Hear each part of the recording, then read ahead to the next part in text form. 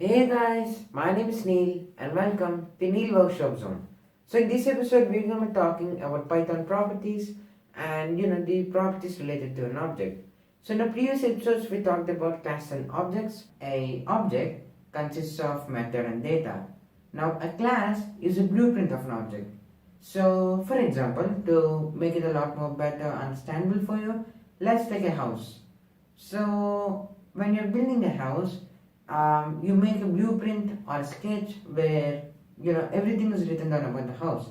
So here the object is the house.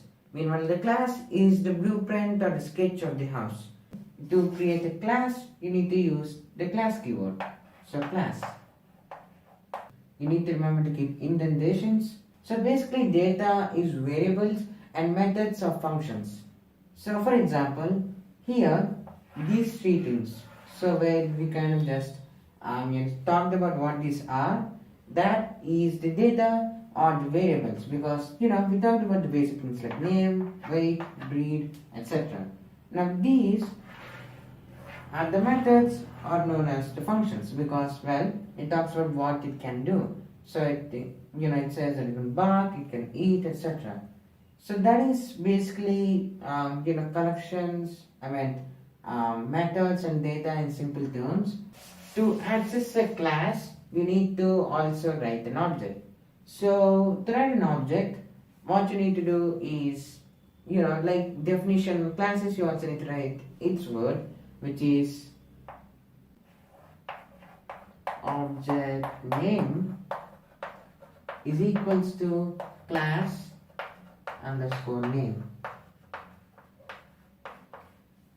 Now in this episode, let's talk about Python properties and objects, properties of the objects. So first let's talk about a property. So first let's write a simple object, or let's define something. So for example, if we write name is equals to Neel, for example, this is a property of an object. Now you can modify the property of an object the way you want.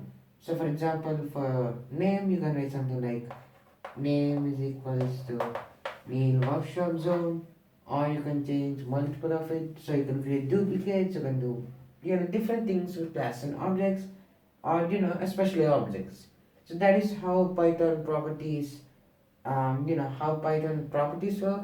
Now there is a statement that you can use for just leaving empty classes in it. So for example, if you're writing a long piece of code with multiple classes in it, which yes, there can be multiple classes in a single code.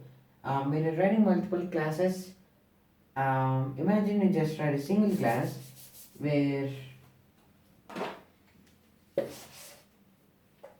you don't want to define it, or you won't define it yet and you will define it later, but you still need to just remember that you need to put a class. You just wrote it there.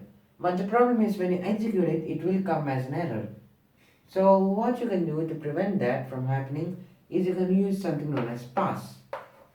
I think we talked about it in functions and etc. But in class and objects is the first time I'm talking about it. But basically by using the pass keyword, you can pass the class without causing any errors. Now let's talk about deletion. So just the way how pass works, deletion also has keyword del, and it can be used to create, delete a class. Like for example, delete class, or it can be used to create, delete an object. So you can delete like delete name, etc. So delete and pass are also pretty important. Now that is mostly it for class and objects. There are still small things that we need to learn, some small important things, but we'll most likely talk about them in the practical episodes. So yeah, hope I did this video. If you did, don't forget to like, share, subscribe, hit the notification bell so you don't miss out any new videos. And that's all folks, and see you in the next one. Bye bye.